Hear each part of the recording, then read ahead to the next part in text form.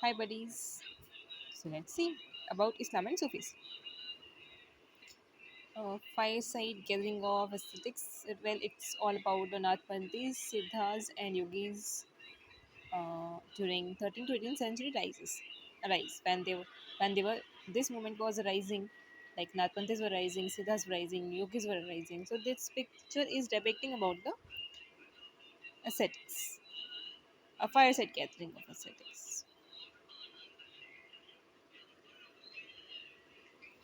But now we today's motive our learning is about Islam and Sufis. The sons had much in common with the Sufis. आप देखोगे तो संत को आप काफ़ी similar देखोगे सूफी से, सूफी काफ़ी संत से सिमिलर देखे गए हैं। तो ये माना गया है कि इन्होंने आपस में एक दूसरे के आइडियाज़ को अपनाया है। सूफीज़ वो मुस्लिम के मिस्टिक्स होते हैं, उनकी मिस्टिक्स की तरह के जो संत कहें कहा जाए तो मुस्लिम के जो संत होते हैं उनको सूफीज़ कहते हैं। उन्होंने एक second, just give me second.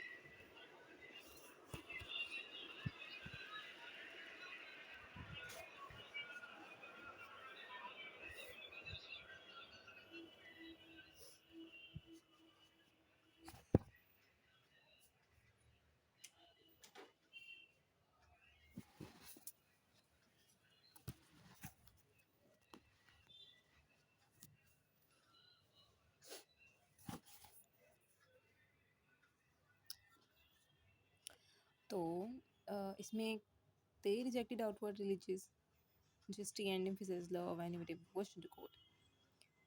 उन्हें किसी भी प्रकार के जो रिलीजियस को मानना वगैरह होता है उसकी तरफ जो हम जिस तरह से हम पूजा पाठ करते हैं सबको उन्होंने रिजेक्ट किया है।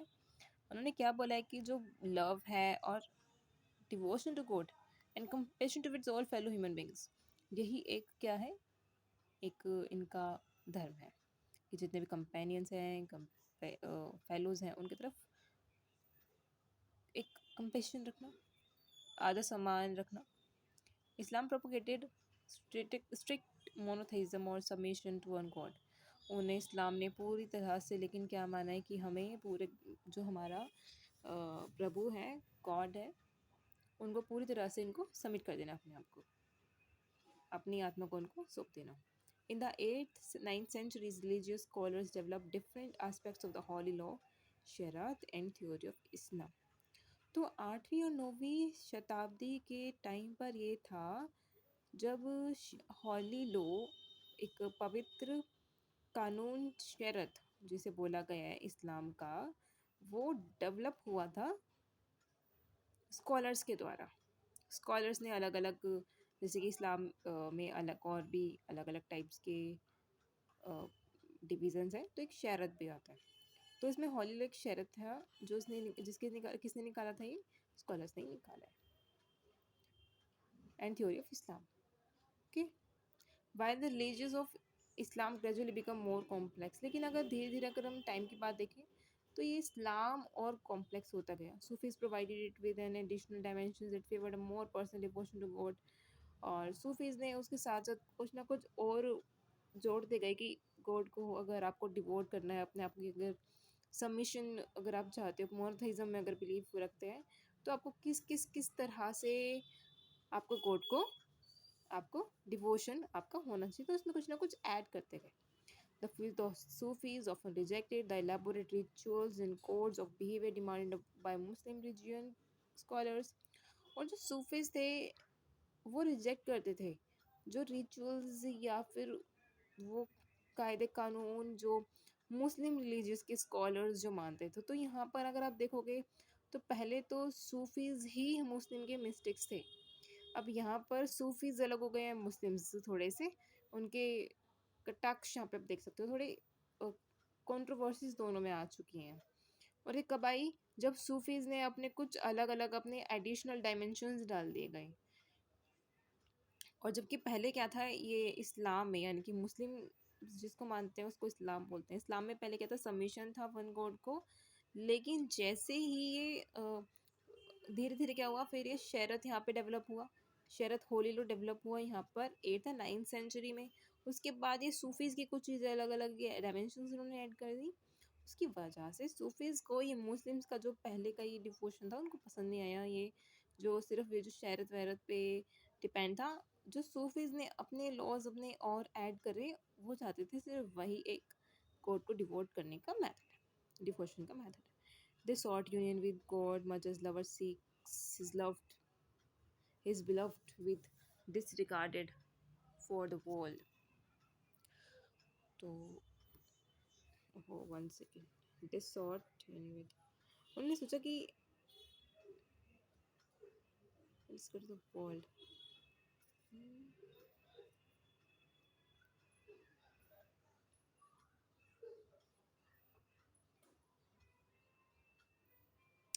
I need to work on that.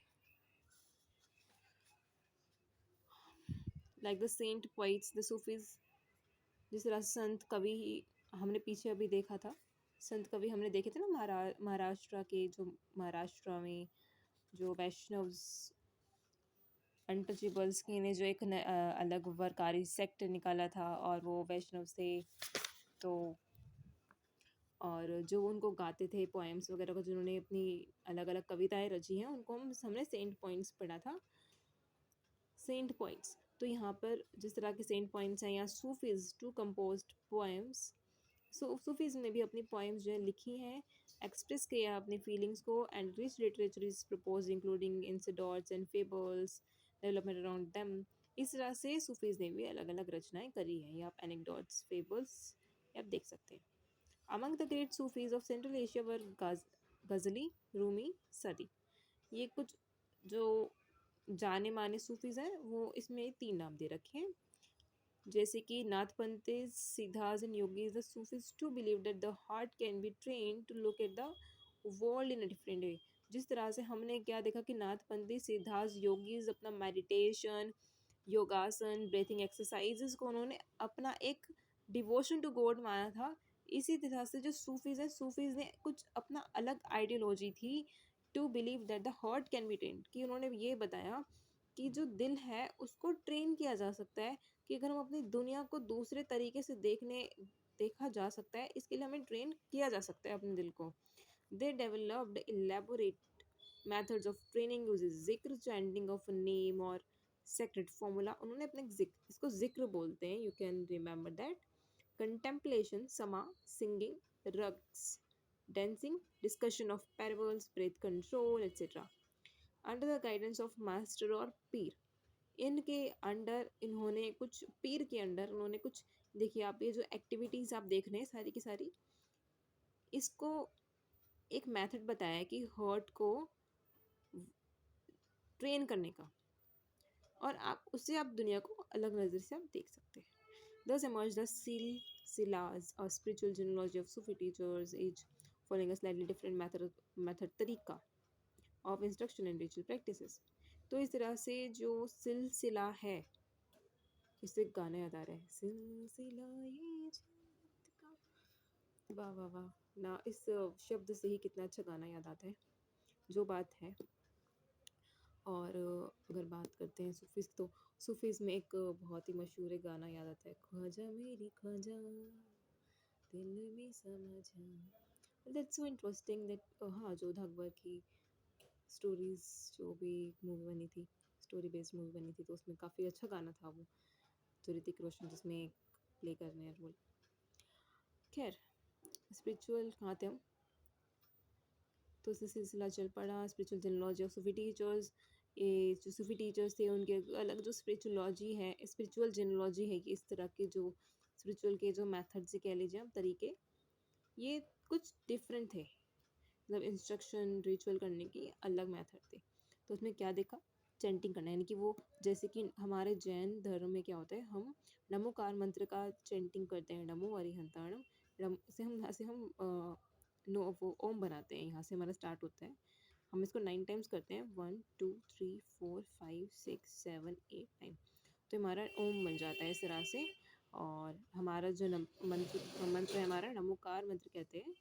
अब यहाँ पर जिस तरह से उन्होंने बोला है कि सेक्रेट फॉर्मूला इसका है इस्लाम का, मुझे वो तो पता नहीं, but I want to share my on Jain religion.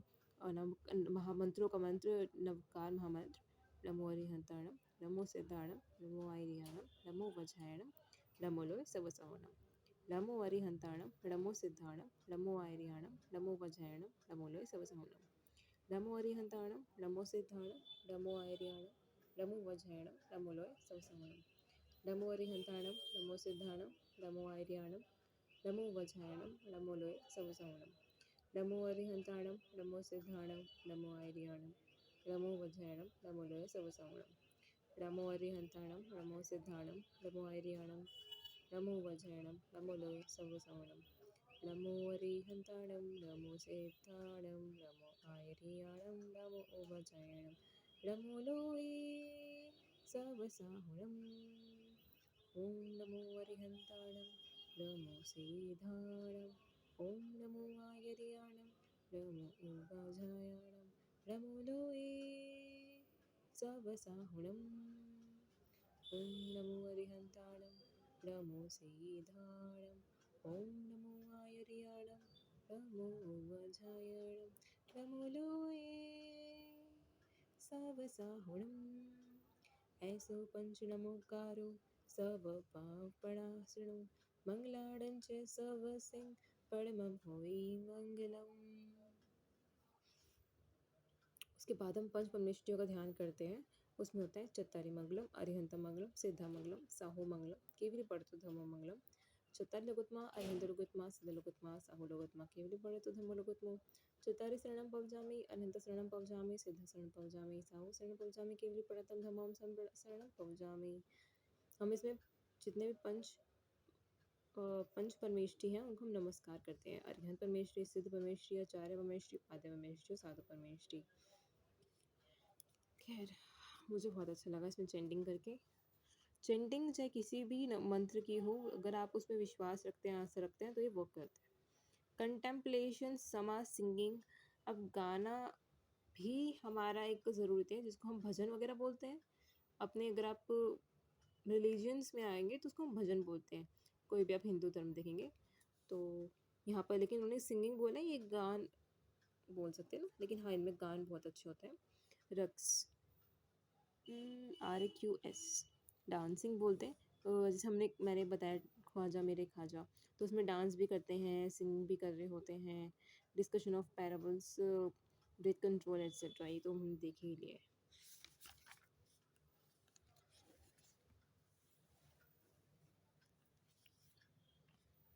अब नेक्स्ट है हमारा, देखिए यहाँ पे a page from a manuscript of the Quran taken late 15th century.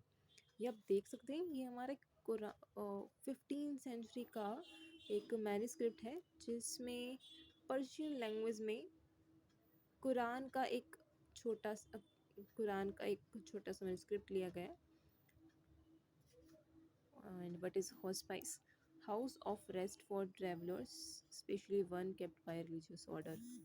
उसे हम हॉस्पाइस कहते हैं, जहाँ पर एक ऐसा रिलीजियस, जैसे आपने गुरुद्वारा में देखा होगा, एक ऐसा प्लेस है जहाँ पर आने जाने वाले अगर यात्री ठहरना चाहते हैं तो उसको ठहर सकते हैं, just like Dharamshala type. A large number of Sufis from Central Asia settled in Hindustan from 11th century onwards. हमारे भारत में ही कह लो, सेंट्रल एशिया का पार्ट वैसे हमारा इंडिया, म्यांमार और लाओस कंबोडिया वाला, वहाँ पे भी आप कह सकते हो सेंट्रल एशिया, या फिर थोड़ा सा आप इधर कह लो पाकिस्तान अफ़गान वगैरह का जो पार्ट हो गया, उज़्बेकिस्तान, ये सारा सेंट्रल एशिया में आ जाता है। तो इस तरफ क्या है, लार्ज नंबर सूफीज़ जो हैं वो हिंदुस्तान में सेटल हुए थे 11th सेंचुरी के आसपास। This process strengthened with the establishment of Delhi Sultanate. अब दिल्ली सुल्तानत की जो हमने बात, दिल्ली सुल्तानत यानी कि 12वीं शताब्दी में जो दिल्ली सुल्तानत आए थे, उसके बाद तो ये और भी चरम सीमा पर पहुंच गया था। When several major Sufi centers developed all over the subcontinent, the Chishti silsila was among the most influential orders. It had a long line of teachers like Khwaja Muinuddin Chishti of Ajmer. अब अलग अलग जगह जो है सूफ़ी centres खुलने लगे, वहाँ पर जो चिश्ती सिलसिला ये इस तरह का और आगे बढ़ने लगा। यहाँ पर जो आप टीचर्स जो देखोगे, यहाँ पे टीचर्स मिल जाएंगे आपको मुस्लिम्स के, ख्वाजा मुइनुद्दीन हो गए या फिर अजमेर मुइनुद्दीन चिश्ती, ये जो पूरा एक नाम है वो अजमेर में थे।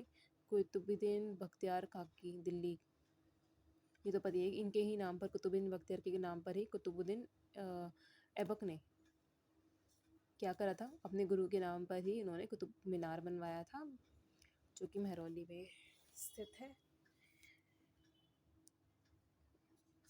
बाबा Farid of Punjab, Khwaja Nizamuddin Auliya of Delhi.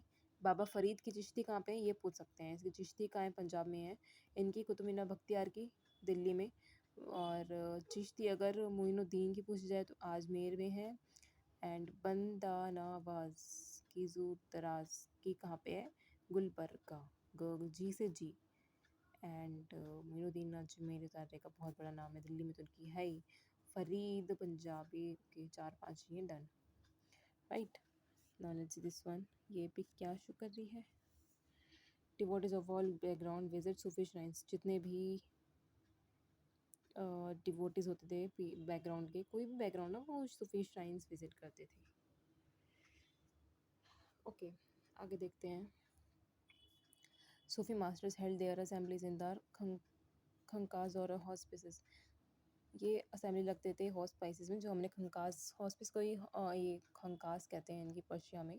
Devotees of all descriptions, including members of the royalty and nobility and ordinary people, flocked to these khankas.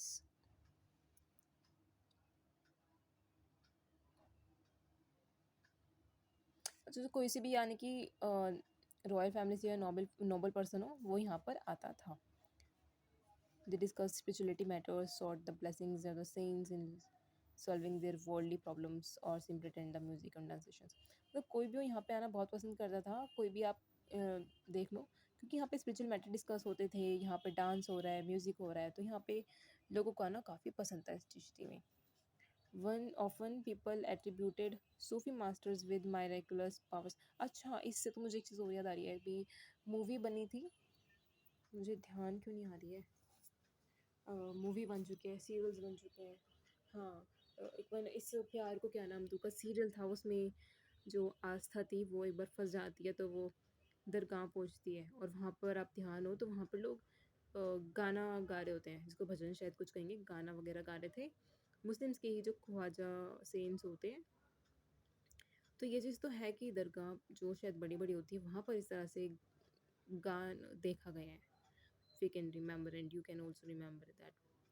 और मोस्टली अगर आपको वो कौन सी एक मूवी और आई थी ना, भाईजान करके, पाकिस्तान की, जिसमें एक लड़की होती है, वो हिंदुस्तान में ही रह जाती है, तो उसमें तो बहुत दिखाया है इस तरह से कि सिंगिंग और डांसिंग बहुत अच्छे लेवल पे होता है यहाँ पर।